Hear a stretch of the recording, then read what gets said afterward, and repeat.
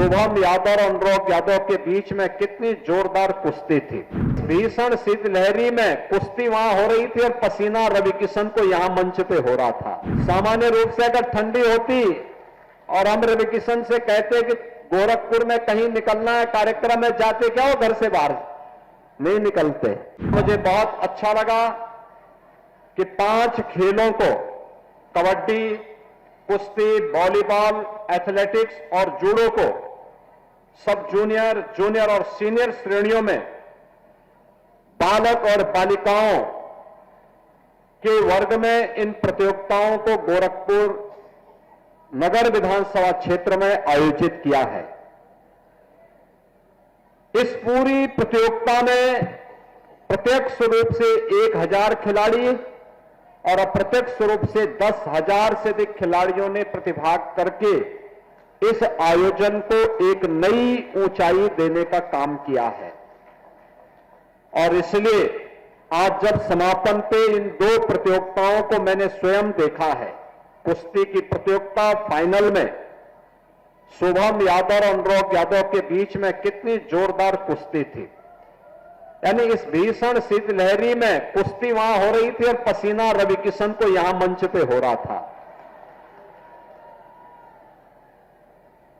ऐसे ही कबड्डी प्रतियोगिता में मैं देख रहा था, रीजनल स्पोर्ट्स स्टेडियम और नीना थापा के बीच में कितनी अच्छी प्रतिस्पर्धा चल रही थी। ये खेल कूद ही है जो सम और विषम परिस्थितियों में मनोरंजन भी करता है, हमें शारीरिक, मानसिक और बौद्धिक रूप से चुस्त दुरुस्त बनाने में भी जिसकी बड़ी भूमिका होती है। और उसी भूमिका के कारण आप सोचो, ये हजारों लोग यहां पर बैठे हुए हैं, सब बच्चे बैठे हैं।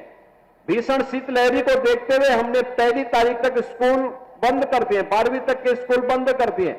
लेकिन मैं जब इन बच्चों का उत्साह देख रहा था यहां पे, तो ये उत्साह देखते हुए बन रहा था कि देखो खेलकूद ने सारी ठंड को दूर कर दिया है।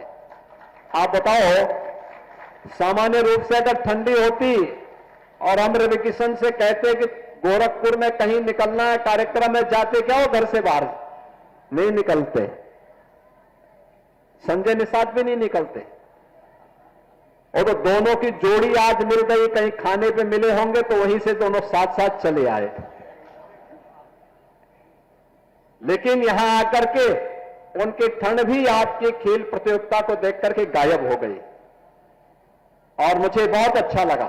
लेकिन अगली बार से ये प्रतियोगिता पहले नगरीय क्षेत्र में हम 2 स्तर पर करेंगे, स्कूल स्तर पर भी और वार्ड स्तर पर भी। स्कूली बच्चों के लिए, चाहे वह बेसिक के हों, माध्यमिक के हों या उच्च शिक्षा के या विश्वविद्यालय के, इनकी 3 चरणों में 3 प्रकार की प्रतियोगिताएं, बालक और बालिकाओं में अलग अलग खेल की प्रतियोगिताओं को तो हम संपन्न करेंगे ही, संपन्न करने के साथ वार्ड स्तर पर भी कामकाजी लोगों के लिए और जो अवकाश प्राप्त हो चुके हैं उनके लिए भी कुछ खेल की प्रतियोगिताओं को हम आयोजित करेंगे। पहले वार्ड स्तर पर, फिर महानगर के 4 से 6 अलग अलग छोटे छोटे उपनगर बना करके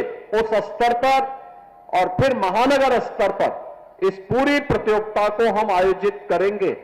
और उन सभी प्रतिभागी खिलाड़ियों को और पुरस्कार प्राप्त करने वाले खिलाड़ियों को फिर बड़े समारोह में उन्हें सम्मानित करने का काम भी किया जाएगा।